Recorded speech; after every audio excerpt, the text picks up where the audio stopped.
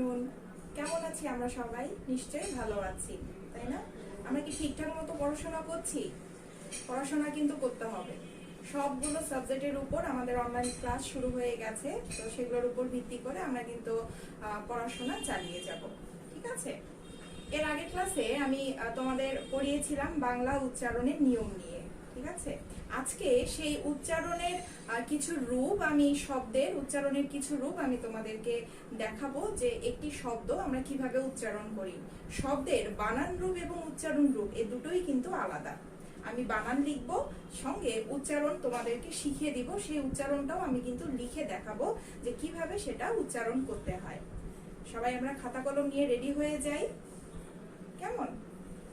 চলো আমরা চলে যাই কিভাবে একটি শব্দ উচ্চারণ করতে হয় সেই উচ্চারণের রূপ দেখব। এখানে আমরা কিছু শব্দ দেখতে পাচ্ছি, আশা করি এখানে শব্দগুলো দেখা যাচ্ছে এবং শব্দগুলো মোট ছটি করে আছে। আমি ছটি করে লিখেছি তোমাদের বোঝার সুবিধার্থে, যে আমরা এগুলো যখন এর উচ্চারণ রূপগুলো লিখব তখন আমরা কিভাবে লিখব। উচ্চারণ মানে আগেই বলেছি যে কোনো শব্দ আমরা ভেঙে ভেঙে উচ্চারণ করব। আমরা দেখতে পাচ্ছি প্রথম যে বক্স বা প্রথম যে ছটি দেয়া আছে সেটা হচ্ছে অত্যাচার, অনুবাদ, অনুভূতি, অকৃতজ্ঞ, অশিক্ষিত, অনধিক। এখানে একটা জিনিস আমরা দেখছি যে সবগুলোর সঙ্গে কিন্তু স্বরেও দেয়া আছে, তাই না? আমরা উচ্চারণের যে নিয়ম পড়েছিলাম সেখানে আমরা দেখেছিলাম যে স্বরেওকে দুই ভাবে উচ্চারণ করা যায়। একটা হচ্ছে স্বাভাবিক স্বরেও উচ্চারণ, আর একটি হচ্ছে স্বরেও ওর মতো করে উচ্চারণ হয়। তার মানে এখানে আমরা যে উচ্চারণের ক্ষেত্রে শুধু স্বরেও দিয়েই উচ্চারণ করব তা না, এখানকার কিছু কিছু উদাহরণ আমাদের আছে ও দিয়েও উচ্চারণ করতে হবে। যেমন এখানে দেয়া আছে অত্যাচার।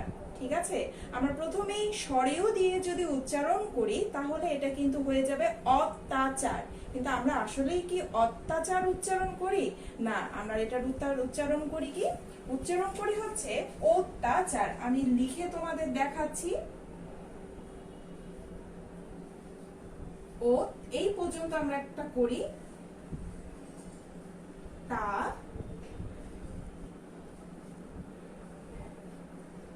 চার। কেমন? আমরা উচ্চারণ কিন্তু অত্যাচার করি না, আমরা এটার উচ্চারণটা করি হচ্ছে অত্যাচার। এরপর আছে অনুবাদ। একইভাবে এখানে যে বানান রূপটা দেয়া আছে সেটার উচ্চারণ যদি আমরা করি সেটা হবে কি? অনুবাদ। কিন্তু এটা আমরা কি উচ্চারণ করি? আমরা এটাও ও দিয়ে উচ্চারণ করি। এটার উচ্চারণটা কিন্তু ওর মতো করে হবে, অ এর মতো করে হবে না। ও নু বাদ। একইভাবে এখানে দেয়া আছে অনুভূতি, কিন্তু এটা আমরা ওর মতো করে উচ্চারণ করি, সেটা কি? অনুভূতি। ও নু ভূতি। ঠিক আছে, তাহলে এই তিনটা যে উচ্চারণ আমরা দেখলাম সেগুলো সবগুলোই আমরা কি দিয়ে করলাম? ও দিয়ে করলাম। কিন্তু এরপরে যে তিনটি আছে সেগুলোর মধ্যে আমাদের, আমি যদি অশিক্ষিতর কথা বলি, অত্যাচার এবং অশিক্ষিত দুটার উচ্চারণের মধ্যে কিন্তু একটু পার্থক্য আছে। এখানে আমরা উচ্চারণ করছি অত্যাচার, কিন্তু আমরা যখন অশিক্ষিত বলছি তখন কিন্তু অশিক্ষিত বলছি না, আমরা স্বরের উচ্চারণটা ঠিক রাখছি। তখন আমরা কি বলছি? অশিক্ষিত। এবং এটি কিন্তু একটা স্বরেওটা না বোধক হিসাবে আমাদের আছে। আমরা নিয়মে পড়েছিলাম স্বরেও যখন না বোধক হিসাবে থাকে তখন স্বরের উচ্চারণ স্বাভাবিক থাকে, ওর মতো হয় না। তাহলে আমরা এটা কি লিখব? যা আছে তাই, অশিক্ষিত।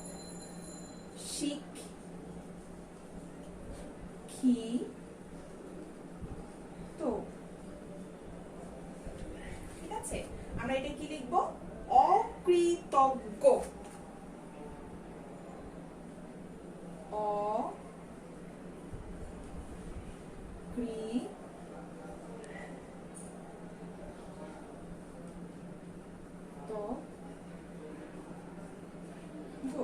এটা হচ্ছে আমাদের নাবোধক একটি শব্দ, এটাও আমরা লিখবো স্বরীয় দিয়েই, ও দিয়ে হবে না। অ নু দীর্ঘিক। কেমন? তাহলে এতক্ষণ আমরা যে 6টা পড়লাম সেখানে ছিল ও এবং স্বরেয় এর যে ব্যবহার বা যে উচ্চারণ রূপ সেটা নিয়েই আমরা কথা বললাম। ঠিক আছে, তুমি যেভাবেই উচ্চারণ করবে সেই উচ্চারণ রূপটাই কিন্তু তোমাকে এখানে লিখতে হবে। আমরা অত্যাচার যেভাবে উচ্চারণ করি সেটাই আমরা লিখেছি, অনুবাদ যেভাবে উচ্চারণ করি সেটাই আমরা এখানে লিখেছি। ঠিক আছে, এরপরে আমরা দেখছি এখানে আরো 6টি আছে এবং 6টি যে শব্দ আছে এখানে একটা জিনিস আমরা দেখতে পাচ্ছি, সবগুলোতে আমাদের দীর্ঘিকার আছে, কোথাও না কোথাও প্রত্যেকটা শব্দের সঙ্গে আমরা দীর্ঘিকার যোগ করেছি। কিন্তু আমরা তো এটা একটা শব্দের বানান রূপ দেখতে পাচ্ছি, যখন এটার আমরা কোনো উচ্চারণ রূপ লিখতে যাব তখন এই সবগুলো দীর্ঘিকার উচ্চারণে গিয়ে ঋষিকার হয়ে যাবে। আমরা এটা ভালোভাবে মনে করব। কোন শব্দের বানানকে আমরা যখন উচ্চারণ রূপে লিখতে যাব তখন যেখানে যেখানে দীর্ঘিকার দেয়া থাকবে সেগুলো ঋষিকার হয়ে যাবে, আর ঋষিকার গুলো ঋষিকারই থেকে যাবে, সেটা কোনো ধরনের কোনো পরিবর্তন হবে না। তাহলে আমরা যে এখানে দীর্ঘিকার আছে সেটাকে আগে ঠিক করে নিই। আমরা আত্মীয়র উচ্চারণ কিভাবে করি?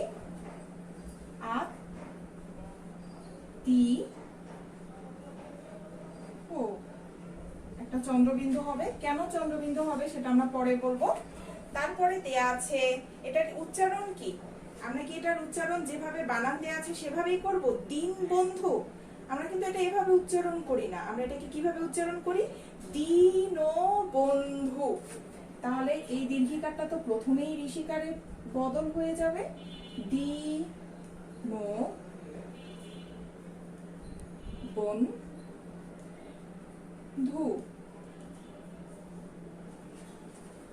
ঠিক আছে, তারপরে আমরা দেখতে পাচ্ছি দেয়া আছে তটিনী।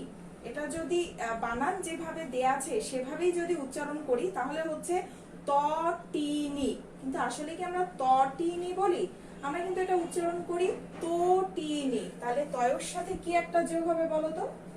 তয়ের সঙ্গে একটা ওকার আমাদের যোগ হয়ে যাবে, এই ঋষিকার তো ঠিকই থাকবে এবং এই যে নটা আছে তখন এই নটাও আমাদের ঋষিকারে হয়ে যাবে। ঠিক আছে, নয়ের সঙ্গে যে দীর্ঘিকার আছে সেটা আমরা ঋষিকার করে দিব তটিনীতে।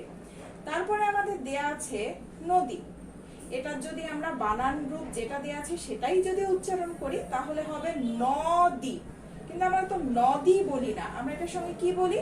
এটাকে আমরা যখন উচ্চারণ করি তখন এটাকে আমরা বলবো হলো নদী। তাহলে নয়ের সঙ্গে কি হবে? একটা ওকার যোগ হবে নো, এবং দয়ের সঙ্গে যে দীর্ঘিকার আছে সেটা কি হয়ে যাবে?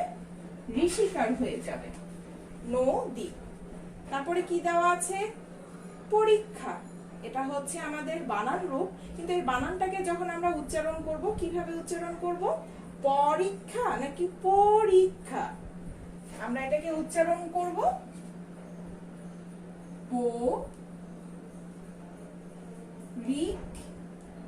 এখানে একটা আমাদের ধাক্কা পায় বলে হসন্ত হয়, পরীক্ষা। যুক্ত খ থাকলে ক যোগ খ দিয়ে ভাঙাতে হবে আমাদের। তারপরে দেয়া আছে কি? বুদ্ধিজীবী। ঠিক আছে, বুদ্ধিজীবীতে আমরা যদি ভাঙাই অবশ্যই এই দীর্ঘিকার দুটো কি হয়ে যাবে? ঋষিকার হয়ে যাবে। বুদ্ধিজীবী আগে ভাঙাও, বুদ্ধিজীবী।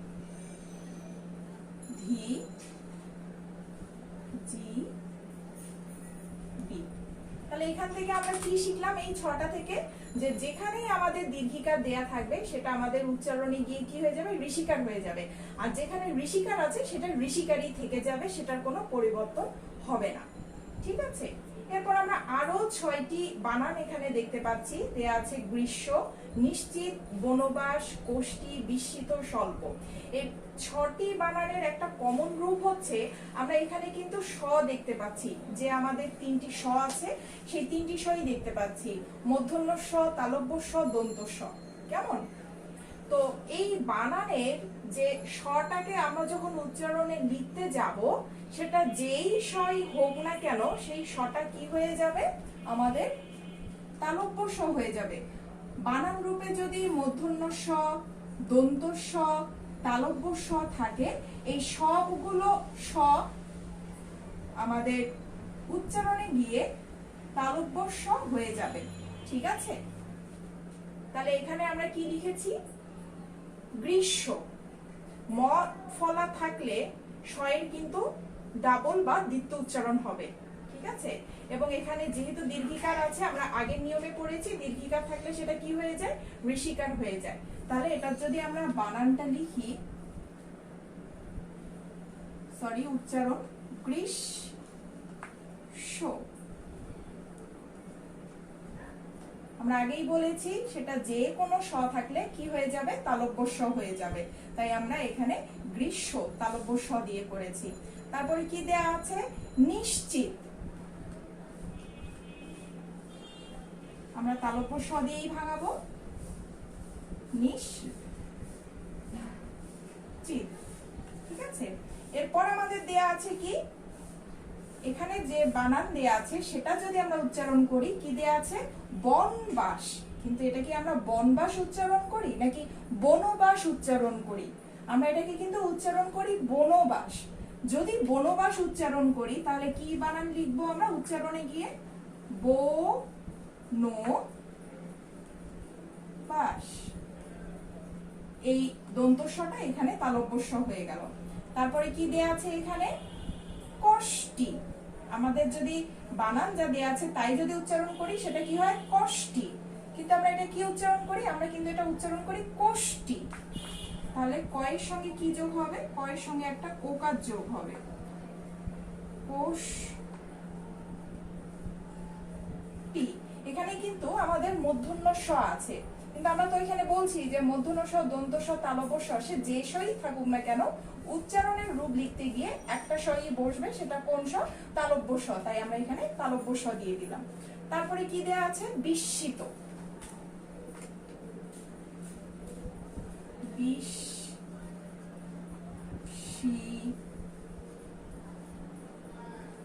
না, এটা বিস্মিত না, এটা কিন্তু বিস্মিত উচ্চারণ আমরা করি, ঠিক আছে। তারপরে কি দেয়া আছে, স্বল্প।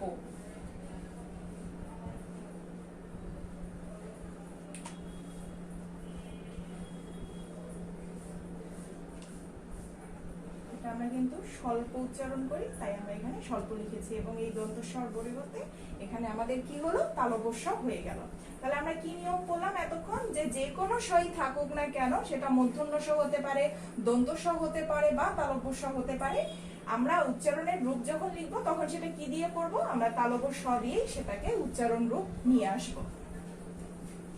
এরপরে আমরা এখানে আরো 6টি শব্দ দেখতে পাচ্ছি, বাস্তবিক, দরখাস্ত, সৃজনশীল, স্মৃতি, হিংস্র, শ্রাবণ, ঠিক আছে।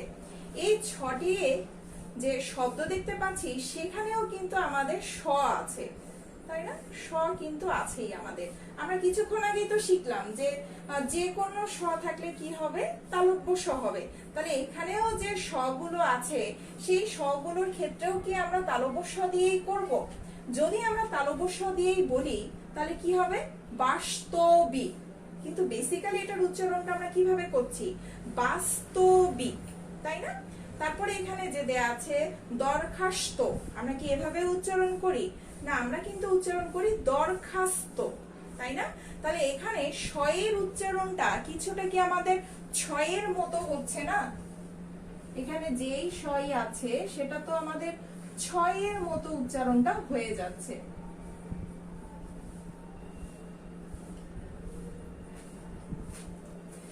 এই 3টি শয়ের উচ্চারণ যদি কখনো এস বা ছয়ের মতো হয় তখন কিন্তু আমরা এটাকে যখন উচ্চারণ রূপ লিখবো তখন কিন্তু দন্ত স লিখবো, ঠিক আছে। এই উচ্চারণের ক্ষেত্রে তখন একটি স কার্যকর হবে, কোন স, সেটি হচ্ছে দন্ত স। কিন্তু উচ্চারণটা হতে হবে যখন আমরা তালব্য স বা দন্ত স বা মূর্ধন্য স এর উচ্চারণটা কিসের মতো কানে লাগবে, আমাদের ছয়ের মতো কিছুটা কানে লাগবে। তাহলে আমরা কি বলছি, বাস্তবিক, দরখাস্ত, সৃজনশীল, স্মৃতি, হিংস্র, শ্রাবণ, ঠিক আছে। সবগুলোতে আমরা একটু ছয়ের উচ্চারণটা পাচ্ছি। তাই এই সবগুলো শব্দের ক্ষেত্রে যে সটি বসবে সেটা কোন স, দন্ত স। আর সাধারণভাবে যে কোনো স মানেই তালব্য স। বাস্তবিক,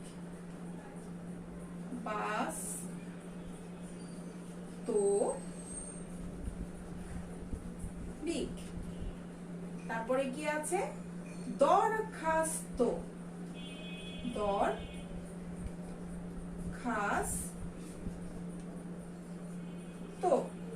তারপরে আমরা কি লিখেছি, সৃজনশীল,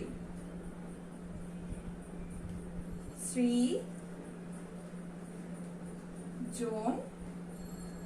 এই শটা কিন্তু আবার এখন ঠিকই থাকবে, কারণ এটার উচ্চারণ কিন্তু কোনোভাবেই ছয়ের মতো না, সিল কিন্তু না, এটার উচ্চারণটা কিন্তু হচ্ছে শিল, তাই এটার উচ্চারণ আমাদের ঠিকই থাকবে, তাই তালবস্যই হবে সৃজনশীল। তারপরে কি আছে আমাদের, স্মৃতি,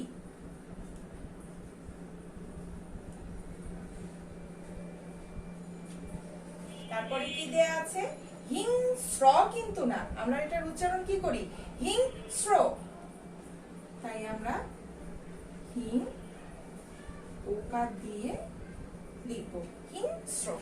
তারপরে এটা কি উচ্চারণ, শ্রাবণ, তা কিন্তু না, এটার উচ্চারণ কিন্তু শ্রাবণ।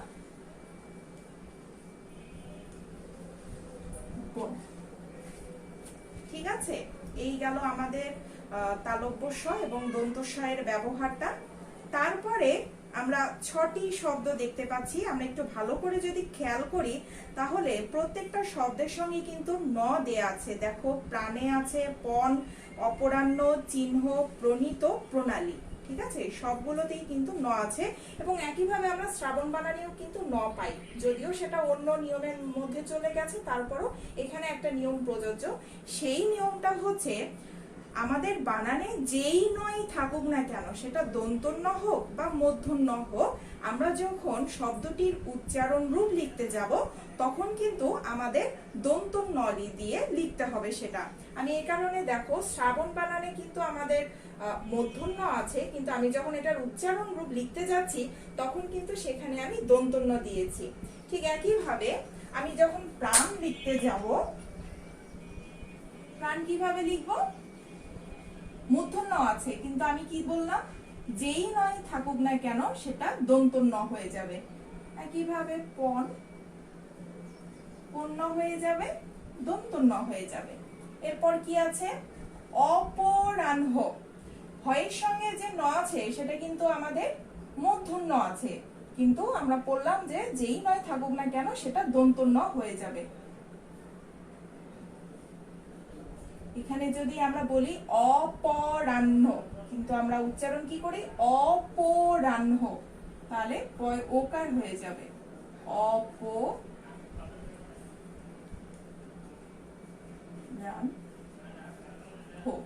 তারপরে কি আছে, চিহ্ন,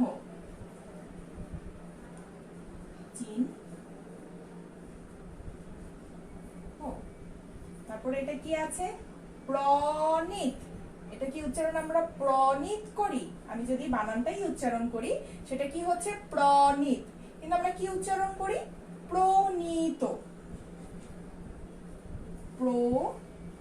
এখানে দুটো নিয়ম, আমরা জানি যে দীর্ঘিকার থাকলে কি হয়ে যায়, ঋষিকার হয়ে যায়, তারপরে মূর্ধন্য থাকলে কি হয়ে যায়, দন্তন্য হয়ে যায়। তারপরে এটা কি ত উচ্চারণ করি নাকি তো উচ্চারণ করি, আমরা বলছি যে প্রণীত, তাহলে প্রণীত যেহেতু তাই ওকার হয়ে যাবে। তারপরে কি আছে, প্রণালী নাকি প্রণালী, আমরা উচ্চারণ কোনটা করি, প্রণালী নাকি প্রণালী, আমরা কিন্তু উচ্চারণ করি প্রণালী, তাই একটা ওকার হয়ে যাবে, তারপরে দন্তন্য হয়ে যাবে, তারপরে দীর্ঘিকারটা আমাদের কি হয়ে যাবে, ঋষিকার হয়ে যাবে। কেমন, তাহলে এতক্ষণ আমরা কি বললাম, যে যেই নয় থাকুক না কেন সেটা উচ্চারণে গিয়ে আমাদের কি হয়ে যাবে, দন্তন্য হয়ে যাবে। লাস্ট আমি 6টি লিখেছি, 6টি যে লিখেছি সেটা হচ্ছে বিজ্ঞ, বিজ্ঞান, রশ্মি, লক্ষণ, আত্মা এবং ভস্য। ঠিক আছে, এবং প্রত্যেকটার সাথে আমাদের নাসিক্য যে ধ্বনি, সেই নাসিক্য ধ্বনিগুলো যুক্ত আছে। আমরা কি জানি নাসিক্য ধ্বনি কোনগুলো, নাসিক্য ধ্বনি মোট 5টি, উম, ইয়, দন্তন্য, মূর্ধন্য, ম। এই পাঁচটিকে বলা হয় নাসিক্য ধ্বনি, যেটা কিনা আমরা নাক দিয়ে উচ্চারণ করি। ঠিক আছে, এই নাসিক্য ধ্বনিগুলো যখন এখানে যুক্ত বর্ণের সঙ্গে যুক্ত হয় তখন একটা চন্দ্রবিন্দু যোগ হয়। আমি এখানে দেখাতে পাচ্ছি, দেখো অকৃতজ্ঞ, এখানে কিন্তু আমাদের একটা নাসিক্য যে ধ্বনি সেটি যোগ আছে, এ কারণে আমরা একটা চন্দ্রবিন্দু যোগ করেছি। এখানে তয়ের সঙ্গে ম আছে, ম কিন্তু নাসিক্য ধ্বনি, তাই এখানে আমরা একটা চন্দ্রবিন্দু যোগ করেছি।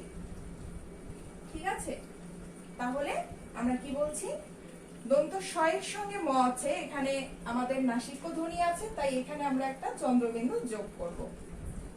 স এর সঙ্গে ম আছে, ম নাসিক্য ধ্বনি, তাই আমরা কি যোগ করেছি, এখানে চন্দ্রবিন্দু যোগ করেছি। তাহলে এটার উচ্চারণ কি, বি গো। এটার উচ্চারণ কি, বিগ গান, চন্দ্রবিন্দু হবে। এটার উচ্চারণ কি, রশ্মি নাকি রশ্মি, এটার উচ্চারণ হচ্ছে রশ্মি, তাই আগে ওকার দিয়ে হবে রশ্মি, একটা চন্দ্রবিন্দু হবে যেহেতু শয়ের সঙ্গে ম আছে। এটার উচ্চারণ কি, লক্ষণ,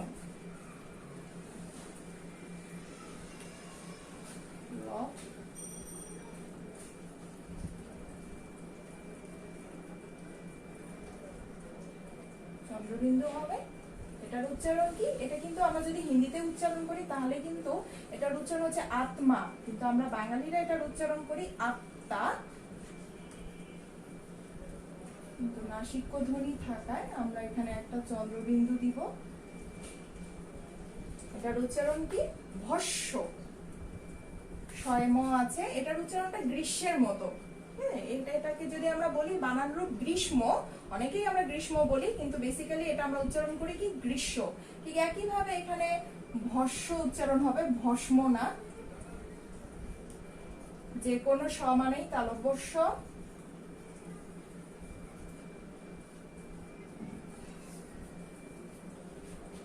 এই হচ্ছে আমাদের মোটামুটি 1 2 3 4 5 6 6টা নিয়ম নিয়ে কথা বলা। প্রথম নিয়মটা আমি আবারও বলছি যে স্বরের উচ্চারণ দুভাবে হয়, স্বরের মতো করেও হয়, আবার ওর মতো করেও হয়, এটা এখানে দেখানো হয়েছে। তারপর এখানে দেখানো হয়েছে যে বানানে যদি দীর্ঘিকার দেয়া থাকে, কোনো শব্দের বানানে দীর্ঘিকার দেয়া থাকলে সেটা আমাদের প্রত্যেকটি জায়গায় কি হয়ে যাবে, ঋষিকার হয়ে যাবে। তারপর দেখানো হয়েছে যে যে কোনো স্বরই থাকুক না কেন বানানে, সেটা আমাদের উচ্চারণে গিয়ে তালব্য-স হয়ে যাবে, কিন্তু কোন স্বরের উচ্চারণ যদি ছয়ের মতো হয় তাহলে সেখানে আমাদের দন্তস্ব কার্যকর হবে, কোনোভাবেই কিন্তু তালব্য-স কার্যকর হবে না। তারপরে আমরা দেখেছি যে বানানে যেখানেই আমাদের মূর্ধন্য থাকুক না কেন সেটা আমাদের উচ্চারণে গিয়ে অবশ্যই দন্ত ন হয়ে যাবে, মূর্ধন্য কিন্তু থাকবে না। তারপরে যদি আমাদের নাসিক্য এই 5টি ধ্বনি যদি কখনো যুক্ত বর্ণ হিসাবে থাকে তাহলে সেই জায়গায় যখন আমরা ভাঙাবো আমরা একটা করে চন্দ্রবিন্দু দিয়ে দিব। এই মোটামুটি আজকে তোমাদের সঙ্গে আমি 6টি উদাহরণের উপর, 6টি নিয়মের উপর ভিত্তি করে কয়েকটি শব্দের উচ্চারণের রূপ আমি তোমাদেরকে দেখালাম। এখানে এগুলো আমাদের পরীক্ষায় থাকে, ঠিক আছে। এর পরে ক্লাসে আমি আরো কিছু তোমাদের এভাবে দেখিয়ে দিব। তোমরা এর মধ্যে কি করবে, অবশ্যই হচ্ছে বই বের করবে, বাংলা দ্বিতীয় পত্র যে বই তোমরা কিনেছো সেখানে উচ্চারণে চলে যাবে এবং গিয়ে এভাবে তোমরা দেখে দেখে আগে বানানটা তো অবশ্যই লিখবে, লেখার পর তুমি বইটা বন্ধ করে তারপর তুমি যেভাবে নিজে নিজে উচ্চারণ করো সেই উচ্চারণগুলো লিখবে, ঠিক আছে। তারপরে তুমি দেখবে যে তুমি যেভাবে উচ্চারণ করছো আদৌ এটা শুদ্ধ কি অশুদ্ধ, ঠিক আছে। তো এটিতে আমাদের 5 নাম্বার থাকে, 5 নাম্বার আমাদের ব্যাকরণের জন্য খুবই ইম্পর্টেন্ট। তাই আমরা আজকে থেকে এই উচ্চারণের যে রূপগুলো আছে, বিভিন্ন শব্দের উচ্চারণের রূপ, সেগুলো খাতায় লিখে লিখে আমরা প্র্যাকটিস করব, কেমন। আমরা নিশ্চয়ই দেখতে পাচ্ছি, তোমাদের দেখার সুবিধার্থে এখানে দেয়া আছে। আমরা প্র্যাকটিস করব। এবং এর আগের ক্লাসে আমরা যেগুলো পড়েছিলাম, যে উচ্চারণের নিয়ম, স্বরেয় ধ্বনি উচ্চারণের নিয়ম, তার আগে আমরা শিখেছিলাম হচ্ছে বানান, বানানের নিয়ম। তারপরে আমরা সেখানে পড়েছিলাম নত্যবিধান কাকে বলে, নত্যবিধানের 5টি নিয়ম। তারপরে সেখানে আমরা সেই অধ্যায়ের যে বিভিন্ন বানান, এখানে যে বানানগুলো দেয়া আছে সেগুলো কিন্তু তোমাদের সঠিকভাবে শিখতে হবে, কারণ আমাদের বাংলা বানানেরও কিন্তু একটা চ্যাপ্টার আছে। এর আগের ক্লাসে আমরা সেটা দেখিয়েছিলাম। তার আগের ক্লাসে আমরা দেখিয়েছিলাম যে ব্যাকরণিক শব্দ শ্রেণীর উপরে, যেখানে বিশেষ্য, সর্বনাম, বিশেষণ সেগুলো কিভাবে বের করতে হয় সেগুলো আমরা দেখেছিলাম। তো আস্তে আস্তে আমরা কিন্তু মোটামুটি থার্ড যে চ্যাপ্টার সেখানেই চলে গিয়েছি, সেটা হচ্ছে উচ্চারণ। আস্তে আস্তে আমরা এগোচ্ছি। তো তোমরা যদি বাড়িতে পড়াশোনা না করো তাহলে কিন্তু সেটা এক জায়গাতেই থেকে যাবে, পরবর্তীতে সেটা আমাদেরকে কাভার দিতে সমস্যা হয়ে যাবে। তাই বলছি যে যা পড়ানো হচ্ছে সেটাই তোমরা প্র্যাকটিস করো। কোনো সমস্যা হলে নিশ্চয়ই জানাবে। সেই অবধি ভালো থাকবে, সুস্থ থাকবে। দেখা হবে নেক্সট ক্লাসে। ধন্যবাদ।